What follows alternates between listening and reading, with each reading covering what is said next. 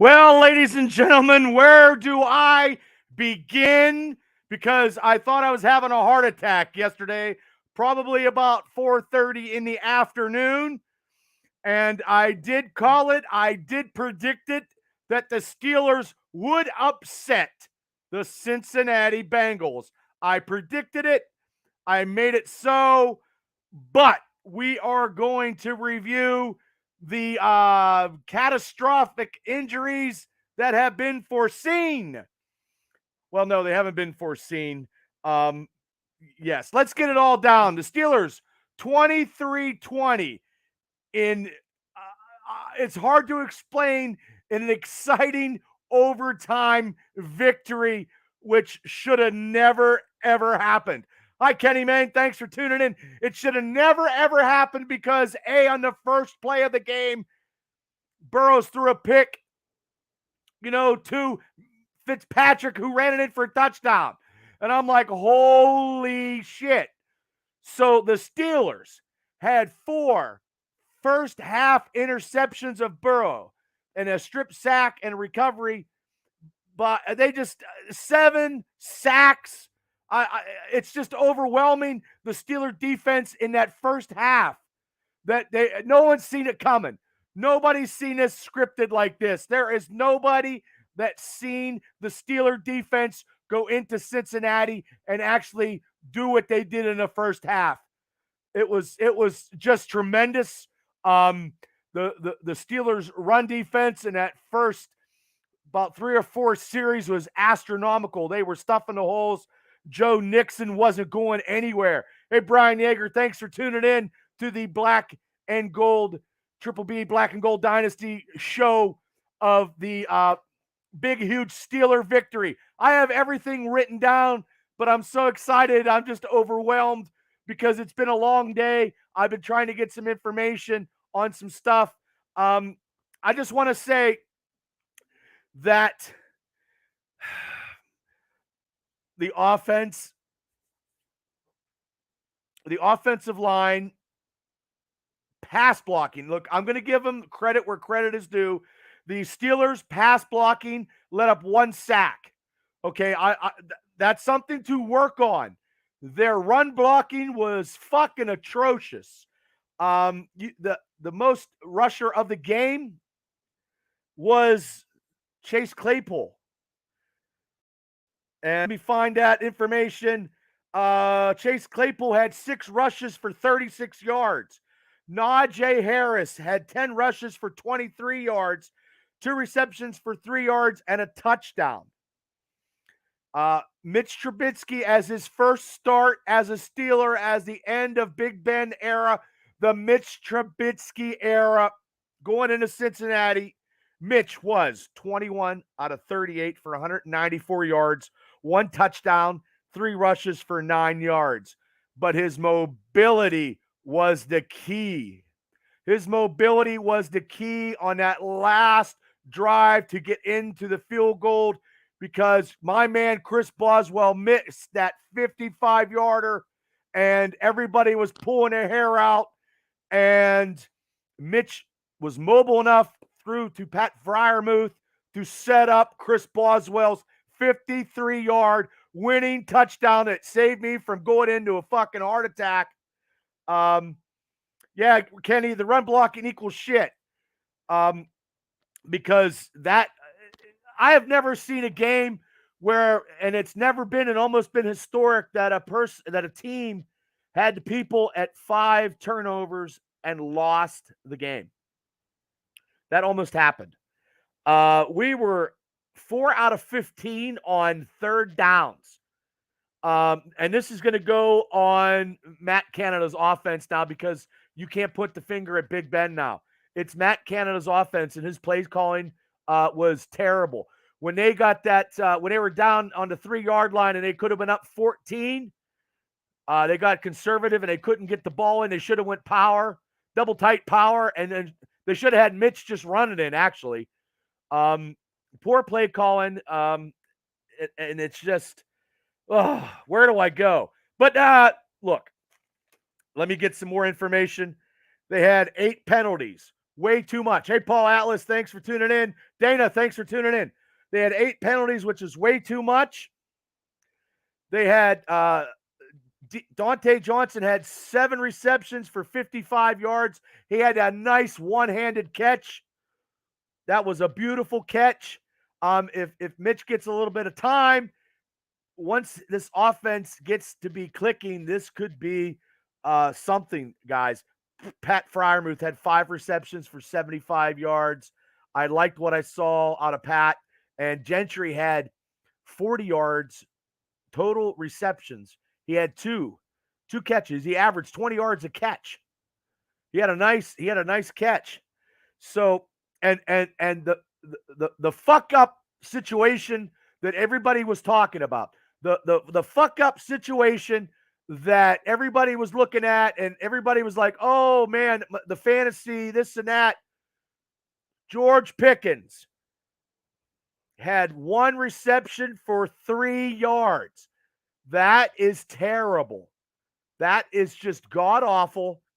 And you drafted him to get him the ball. You got to give him the ball. I understand that Cincinnati's defense is we went into the AFC Championship's house. It wasn't your typical Steelers going to Cincinnati. There wasn't a lot of Steeler fans out there. There was a few. Hey, Greg, how you doing? But there wasn't a lot of black and gold in the stands like usual during the Big Ben era, where it was mostly Steeler fans. It is now a lot of Cincinnati Bengals fans sporadically sprinkled with Steeler fans. So it's not like a home game anymore. So it's just, and Claypool had four receptions for 18 yards. So, I mean, the offense couldn't execute. They had 3 series, guys. 3 series, 3 and outs, a total of 26 yards. They had to keep Joe Burrows and the Cincinnati Bengals offense on the sidelines, which they did not do, and the Steelers defense was winded. It was humid out there, and the Steelers defense in that first half was playing just tremendous. Like, I haven't, hey, Steel, what's up? Like, I haven't seen them play this in a long time, but they had a lot of penalties. The Steelers had 8 penalties, which was way too much. But they couldn't keep Burrows through. Okay, Burrows threw 4. He was 35 out of 53 for 338 yards. Hey, Paul, how you doing?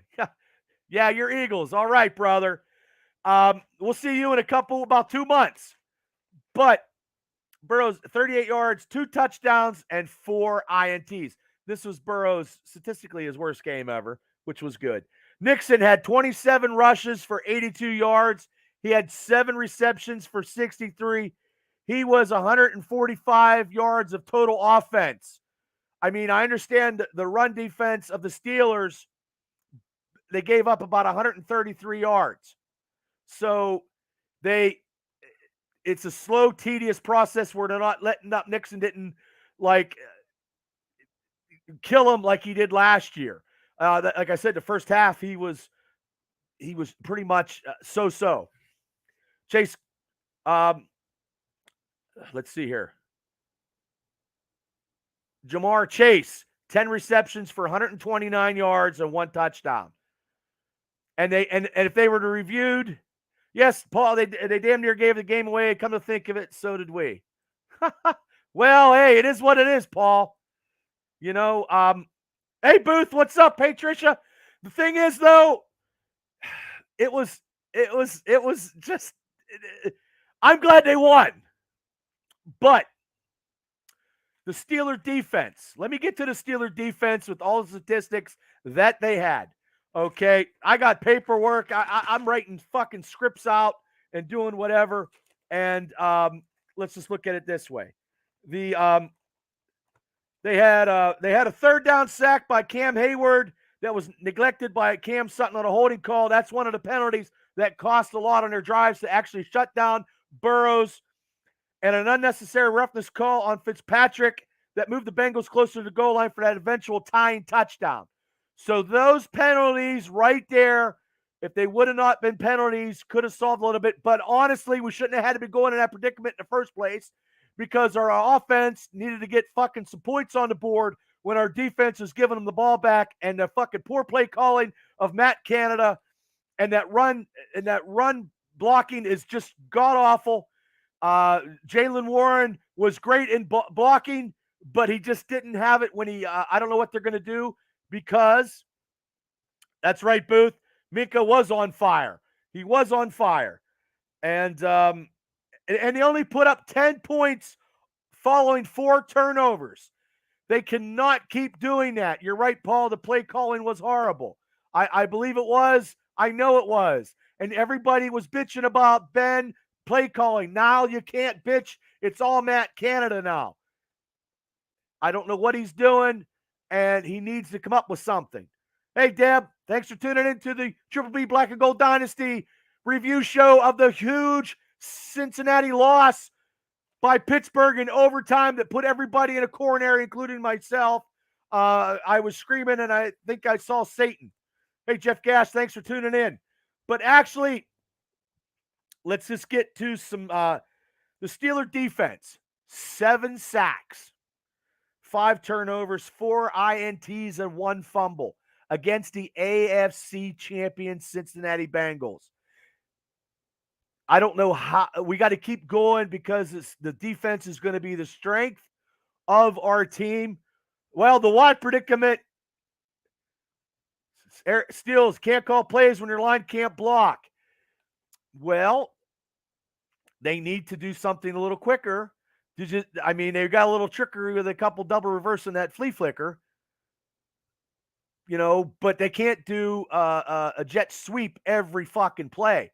They just can't. And they got a $9 million fullback. Why don't they get him in the block too? Blitzberg is back, Kenny Mayne says. Well, like I said, the 7 sacks. 3 sacks by Highsmith. Individual sacks by Watts, Hayward, Millette. Millette had a huge sack, and that's when Burrow fumbled the ball, and that's when the running back tried to advance it, and thank God he couldn't advance it because that field goal kicker of Cincinnati kicked almost a 60-yarder to open that game, and I was afraid, and thank God, God bless America, that their holder got hurt. Thank God, because this would have been catastrophic, even though when I get to this a little later, the situations that are catastrophic are. And this victory was very, very costly. I believe it was, but it's still a victory, and it keeps us ahead of the AFC North because actually Baker Mayfield did not help us out because they Cleveland Browns snuck one through. So, and the Ravens played the Jets. Yay. Okay. So I got so much paperwork, it's unreal. So, but honestly, and also Boswell was 3 out of 4. He missed that 55. It bounced off. Hey, Nick, how you doing? Can't run. Steele says can't win without running. I agree, Steele. I agree. I totally agree. We need to run. But they're going to get fucking Najee. Well, they already got him fucking killed. I mean, he was in a boot when I'm going to get to that later. But honestly, Boswell was 3 out of 4. His longest was 53, which was the game-winning field goal. Okay, now I want to say something because you didn't see a lot of returns yesterday because the kickoffs were kicking them in the end zone, all touchbacks. Both kickers had strong legs, so we wouldn't see much of a return. We've seen one punt return. Well, one punt return from Gunner. He had one punt return for 20 yards, which he was shifty when he got that 20 yards. I was very impressed with Gunner. So I think Gunner's going to be something. Jason Reese, you can't ever count on Baker Mayfield. No, you can't. No, you can't. Jason Reese of the Extreme Podcast. No, you can't. And that's why Baker sucks anyway.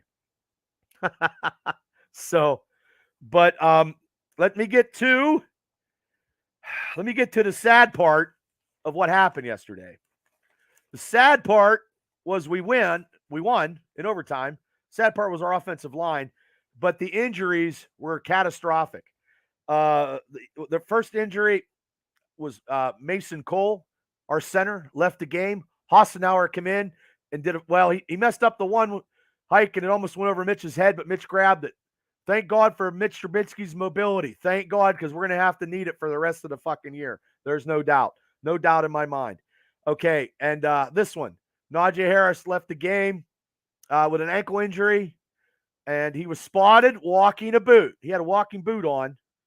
But as of today, because I'm trying to get stuff, as of today, it was negative, and he's very hopeful to play against the Patriots in week 2, but I don't know because Tomlin's press conference is tomorrow, and this show is today, and that's just the way it is.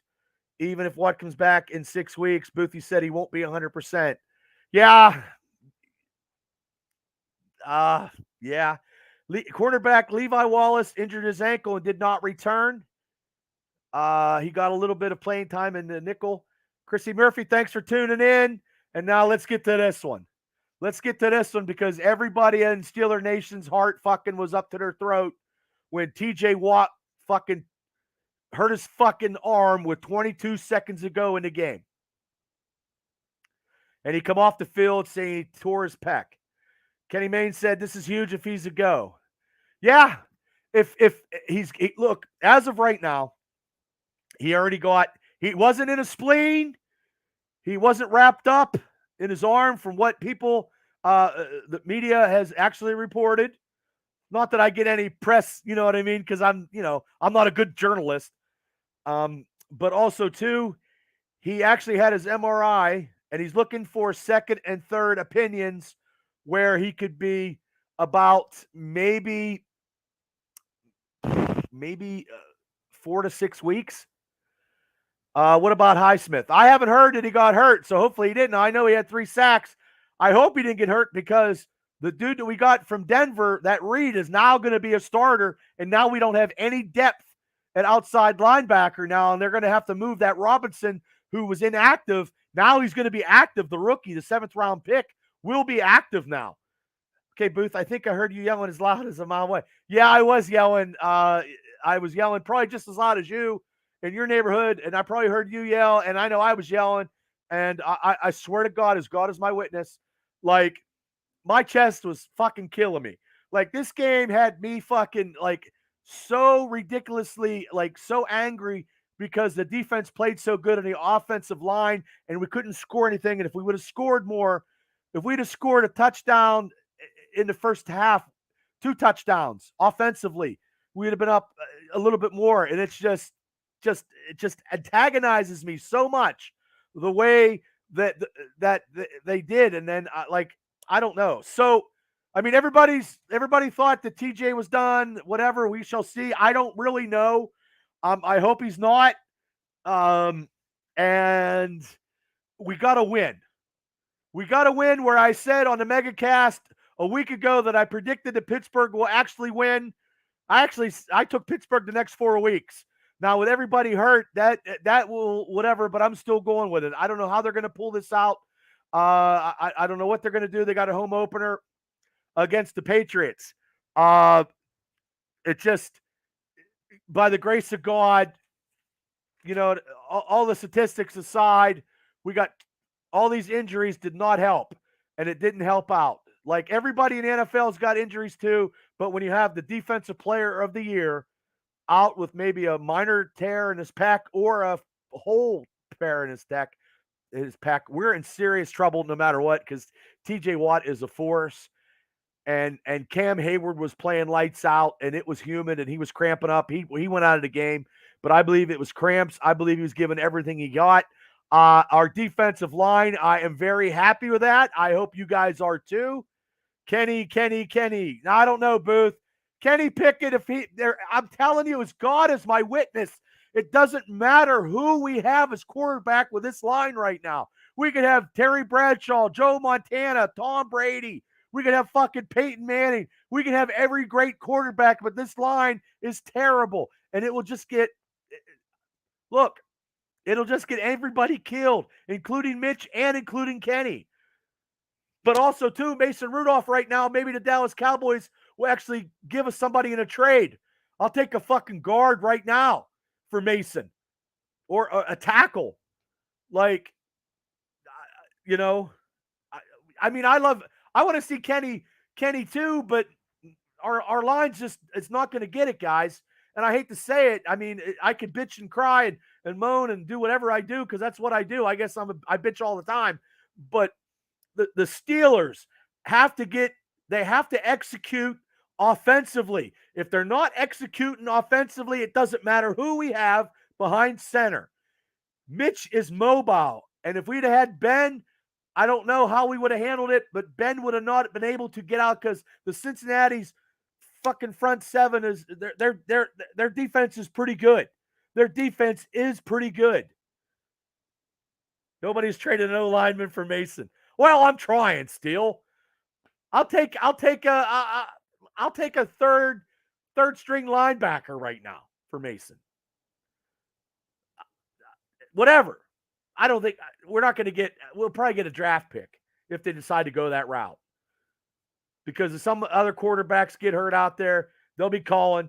But I don't know what lineman's out there. And there's actually, I think Jason St. Pierre. I think St. Pierre's out there. Let's sign him as a rusher. There's people out there, and I know they're out there for a reason, but we need bodies right now. We don't have enough depth at linebacker to begin with, even before TJ went out with injury. And we definitely have this $73 million offensive line that can't fucking block anybody from actually getting a drink out of a water fountain. Maybe Dallas, they are dumb. Well, they are, Steele. Fucking Dallas Cowboys suck, and they showed it last night how much they do suck. So, yeah, if we could sucker them in a deal, maybe Omar Khan can make a trade, and maybe we can get somebody. A lineman. I don't know. There's people. I don't know what we're going to do. I mean, Chooks, we paid him big money, and they got a block. It's worse than a high school team. But, I mean, that's just the way it is. And we can bitch about this all we want, but I'm glad the Steelers got the victory in Cincinnati. But, hi, Kelly Elgin. Thanks for tuning in, and what a crazy day it was today. Woo! But anyway, my Triple B player of the game, and I'm going to do this every game after they play, win, lose, or draw. Hopefully it's not a draw because there was a tie yesterday, and I don't like ties. But my Steeler player of the game, and I'm just going to do it one. I was going to do offense and defense and special teams, but look, I can't give awards out. It's not like he's going to come on the show anyway. You know what I mean? But hopefully they would. Yeah, it sure was. My Triple B player of the game, and I'm sure Mavin Cable thinks it's this guy. Let me put some stuff out there. Hey, Chris Boswell was 3 out of 5. My man had the game-winning field goal. I know 55 yards it bounced off. I mean, he was the hero anyway. Look, you have Mitch Trubisky, who started, after the Big Ben era, trying to fill in some shoes. You have TJ Watt doing unhuman Superman things. You have Highsmith with 3 sacks. You have Pat Fryermuth catching some important balls. You have Dante catching that one-handed catch. Okay, you had Najee he's hurt, playing through injury. But that was all great plays yesterday from all those players that I'm talking about. But my Triple B player of the game is Minkah Fitzpatrick. Minkah Fitzpatrick is my Triple B player of the game. In a big game he had, Fitzpatrick had 14 total tackles. 10 of them were solo. He had that INT for a touchdown that just brought me off the sectional. My fucking fat Dago ass was cheering. Woo! Okay, and he had that blocked extra point, which was huge because he was pissed off because he got a penalty a couple plays before that. JC Day from Extra Point Podcast. How you doing, JC? Yes, it was a great game. It was a great game. But that is my Triple B player of the game. He got signed for big money, and yes, it was a tough fight. It was a tough fight. But honestly, I'm good too. Honestly, it was a heart-wrenching. Every Pittsburgh Steeler game this year, I believe, will be just like we saw yesterday. Probably a little bit of less drama and a lot more craziness on how their offense is going to fucking make us mad. And we're going to be bitching about it the next day and the next day. Yes, I'm still recovering too from Sunday, but it's going to be a roller coaster ride. The standard is the standard, as Tomlin will have to coach his guys without TJ Watt this Sunday, the home opener against the hated, I fucking hate them, New England Patriots. And I will have my preview of the Patriots Steeler game this week. I don't know what day, I don't know what time, but I appreciate everybody for tuning in to these shows because I don't have a set standard time because I'm busy. Shit goes down. I just wanted to get it out tonight because it's in everybody's mind fresh. Everybody wanted to see. I know everybody wants to see me after the game and see the total emotion of what I have. But yesterday was very, very hard because I swear to God, I think I was having a fucking heart attack. I swear to God, my chest was killing me. That game was just bringing out intensity that I ain't seen in a long time on a lot of Steeler games. My eyes were watering. I thought I was fucking playing, and they were going to give me a heart attack. I'd have been dead at the Triple B Bar and Grill, and nobody would have known unless they would have been like, why is it quiet downstairs? Oh, shit. Bubba fucking keeled over. But no, I need to calm down. I need to realize every game is going to be like this, so I can't get really high strung about it. Hopefully our offense kicks in a little more this week, and I'll talk about it. Mike Tomlin's press conference is tomorrow, which I will be all ears for because hopefully we got a little bit more information on TJ Watt and Najee Harris because two of the fucking linchpins of the Steelers got hurt in the first game, and I didn't see that coming. Nobody wants that. Nobody. So now we're going to have to do some stuff. My player, JC Day, my player of the game, was the entire defense, 7 sacks, 4 picks. I hear you, brother.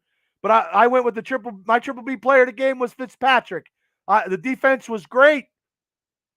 They still gave Burrows a lot, but Burrows needed to be on the bench, and our offense didn't help out of making Burrow on the bench. The Bengals offense needed to be sitting on the sidelines, but when you have 3 series for a total of 26 yards, that is just should never, ever happen. Should never, ever happen. The Pittsburgh Steelers need to make some long drives to get some touchdowns. Look, touchdowns. When you're on the road, you got to get some touchdowns. I didn't say they were going to be scoring 35 to 50 points a game, but when they're on the 3-yard line, they got to be something creative, and they do some power football to get it. I don't give a shit if it's Mitch doing a quarterback sneak. That's why we paying him. That's why we got to get it. That's why we got to get touchdowns instead of field goals. That's it. Fitzpatrick. Fitzpatrick was my guy, and Fitzpatrick is going to have to be the guy because now without TJ Watt, this is Fitzpatrick's defense with Cam Hayward. And hopefully this Reed guy we got from Denver can step up. He's not going to be TJ Watt, but hopefully everybody joins together. This reminds me, before I get out of here, this reminds me of Rod Woodson getting hurt against the Detroit Lions in the home opener, and Rod Woodson come back from a tore ACL, was the first player ever to come back and play in the Super Bowl. Now, I don't know about Super Bowls yet, but hopefully maybe tomorrow we'll get a lot more information on TJ Watt. I know my TJ Watt news clicker is beaming. I want to know what's going on because I'm a huge TJ Watt fan. I'm a huge Najee Harris fan. I want to know what's going on too, just like all you guys in the Steeler Nation listening to the Black and Gold Dynasty. But I will also have the show for the Patriots game coming up later on this week. Please hit like and share. Put this out to the masses because the more you put out to the masses, the more like and comments and sharing, the better off it is. And I'm trying to get guests. Yes, I'm trying to get guests. Hopefully I got Cable to come in because Cable is a Patriots fan. Boo. and I think me and Cable will do something to review, and it should be pretty good because Cable knows his lovely Patriots, but his Patriots suck. Thanks, Boothie. Thanks. The Patriots suck. Every other team sucks unless it's the black and gold, because that's the only team that kicks ass and takes names. That's why. That's what it is, people. Die hard. I'm a typical Yunzer, and I appreciate everybody for tuning in. I'm going to try to get Sunday games on Monday like this. And I know Monday Night Football people are watching it. I understand. If the Pittsburgh Steelers play Monday, I'll try Tuesday or Wednesday. But I guarantee you guys are going to get 2 shows a week from the Triple B Black and Gold Dynasty, the aftermath of the games, and a preview of the next game. Because I'm telling you, I'm all about Steeler football. I got a script here that was 3 pages long. I didn't even keep to the script because there's so much information, and I don't know the X's and O's. I'm talking stats, and I'm talking about the passionate way that I see the game that fucking irritates me because our O-line is irritating me. Our offensive line play calling is irritating me. But the Steeler defense kept us in, and they beat fucking Cincinnati. And who they? Fuck they. Thank you guys for listening. Struggle against Miami. They'll deal with us next week. That's right, JC. Everybody listen to the Extra Point podcast with Big Dog. Everybody listen to the Steelers Round podcast.